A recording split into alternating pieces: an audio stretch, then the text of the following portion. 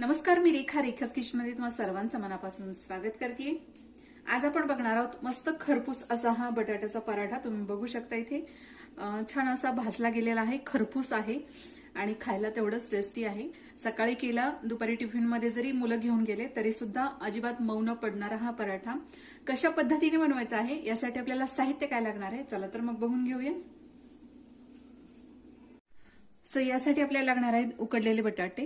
तर मी ते साधारण लहान आकाराचे 5 बटाटे घेतलेले आहेत। त्याचप्रमाणे काही मसाले आहेत, यामध्ये आपण लाल मिरची पावडर 1 चमचा,